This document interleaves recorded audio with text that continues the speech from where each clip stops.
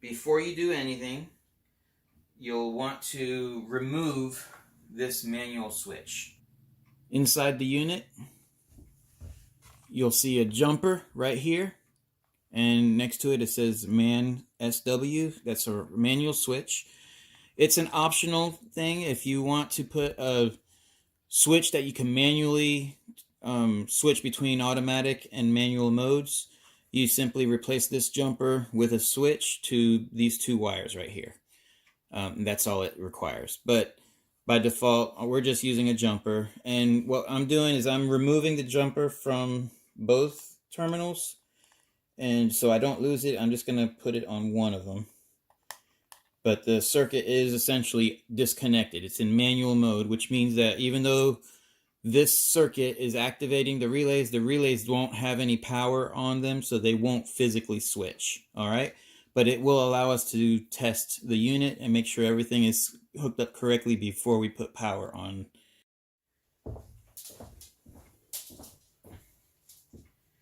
All right, so now that we have the manual switch disconnected, now we can unplug your hoist. All right. Right now I have power on my hoist. We don't want it to have power while we're working on it, so let me unplug it.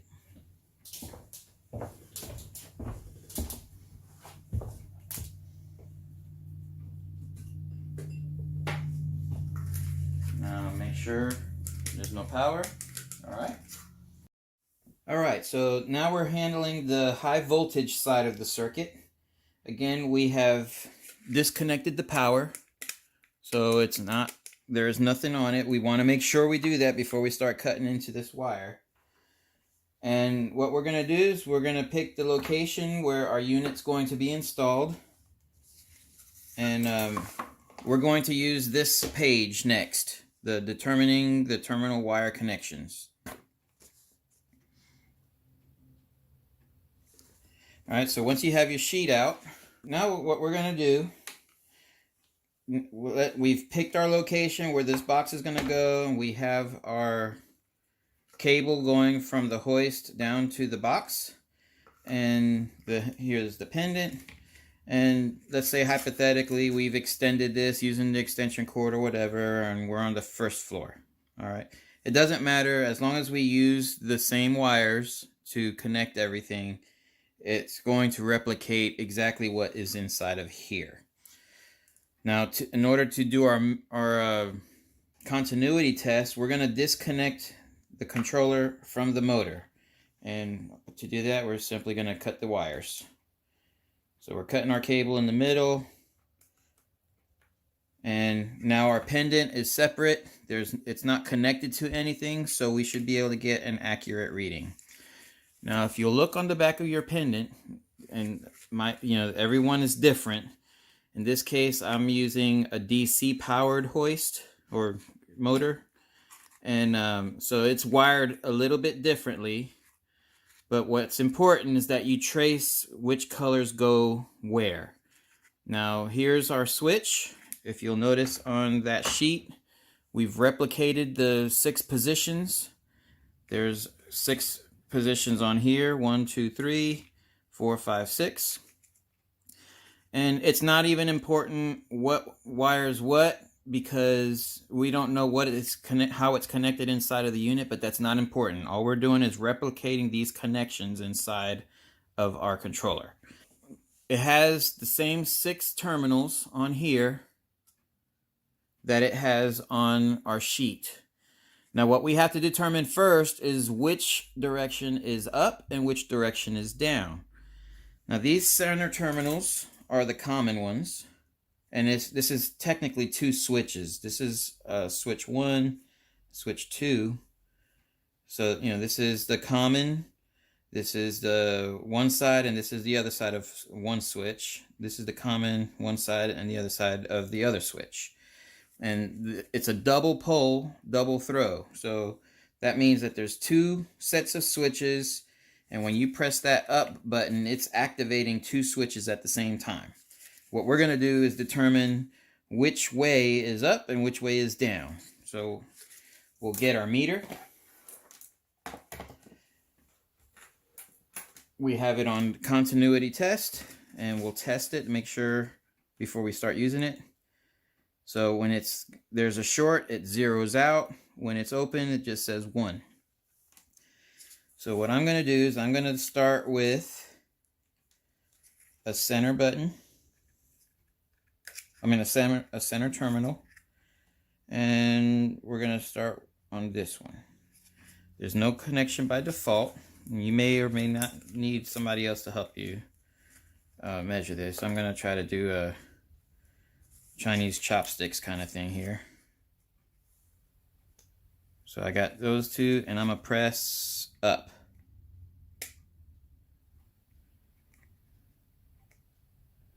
So when I press up, it's got a connection, if I can just get it to stay on there. And when I let it go, it disconnects. Up, off. If I press down, nothing happens. So I know the two bottom ones is not the down. But when I press up, it's... So now we know that the up color, the up terminal is actually this one on the bottom. So just for sake of ease, I'm going to remark this here and look at it in reference to how it's in the unit. So this is actually my up terminals, and these are my down terminals. So when I pressed up, these connections are, this connection is connected and this connection is connected. You can verify that with your meter, but that's generally how it works. If I put the common on one side and I found which way activates it. So if it's the common in this one when I press up, that means it's the common in this one when I press up also. Same thing when I press down, it's the common and this one, common and this one that are connected. So I'm simply replicating this wiring on this diagram and referencing the colors. So the up in this case is actually the orange on the bottom right. And the down is also orange on this top left. And then the bottom left, which is the up position, is a green.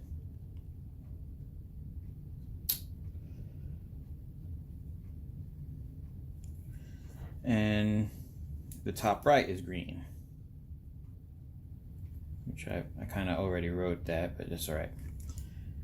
And then the center, the common, is the pink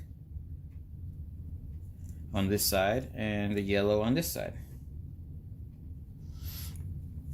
All right, so we have our left side, we have our right side.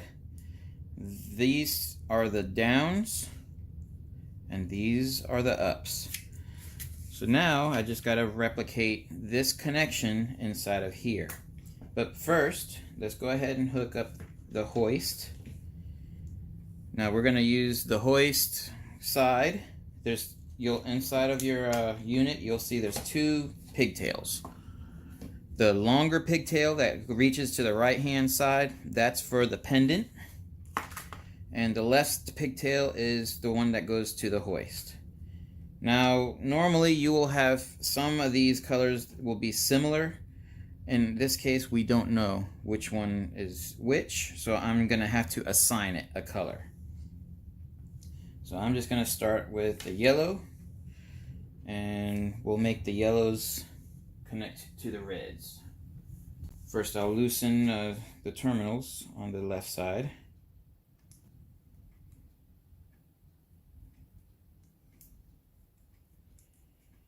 That way it'll already be ready to receive a wire.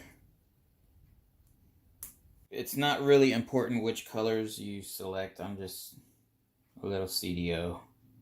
It's just like OCD, but in alphabetical order, as it should be.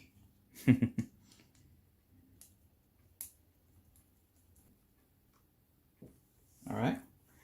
And now for the pendant side, we're going to go ahead and hook those up. As long as we keep the same color wires, everything will work as if My unit was never put in there in the first place. So let's see, the pink, we're going to connect to the red on the pendant side. Oh, let's loosen these up first. That one's open.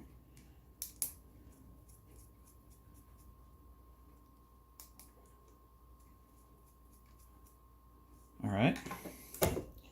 So the pink goes to the red. Go ahead and the green goes last.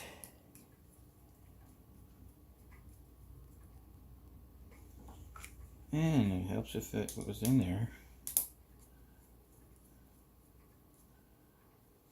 All right, so now that we have converted those colors to these colors, let's reassign these on the unit here. All right, so now wherever we see a green, we're going to make it black. So this one is a black.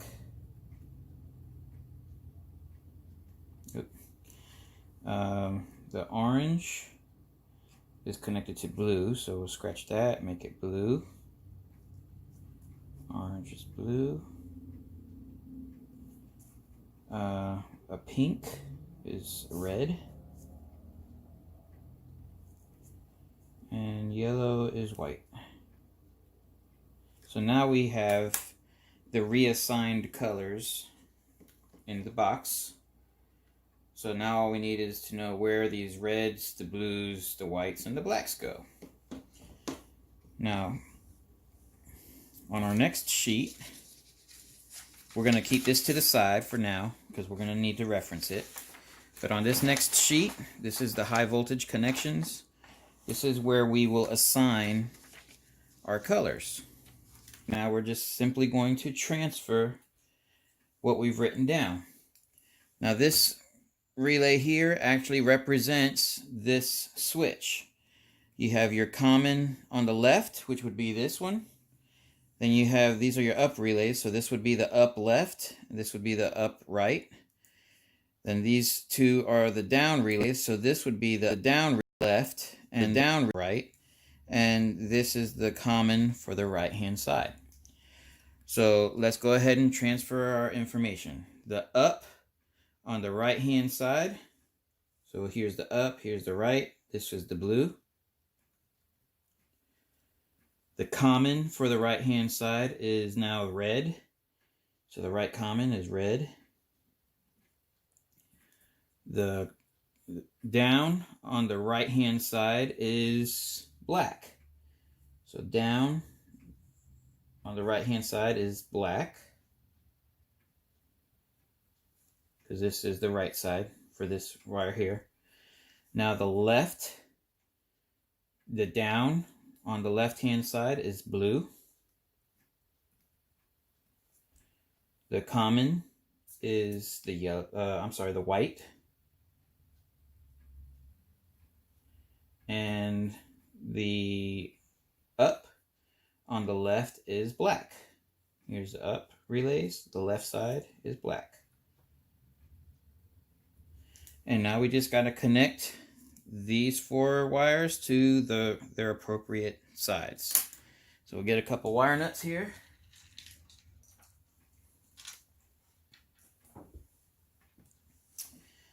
All right, we'll start off with the red, this red wire.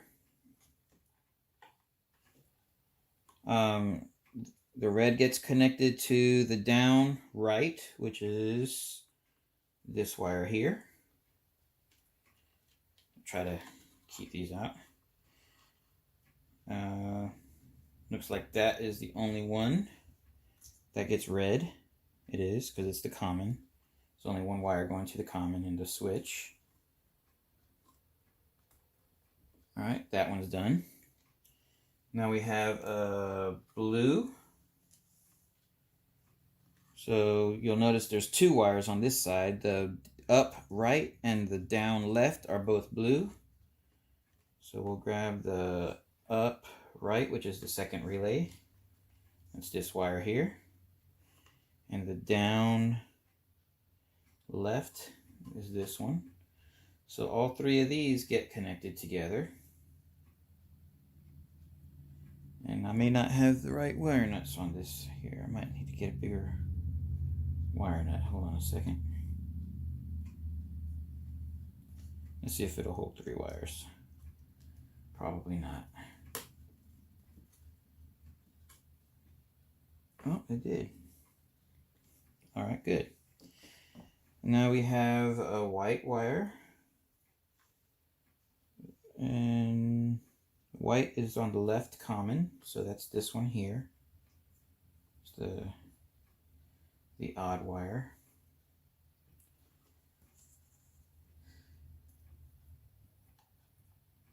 Alright, and black. See, there's a black up here and a black down here. So all three of these need to be connected together. Let's try that again.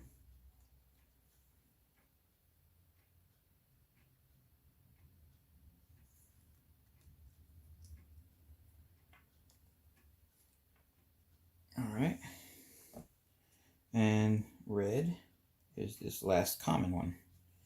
So now all of our relays are connected.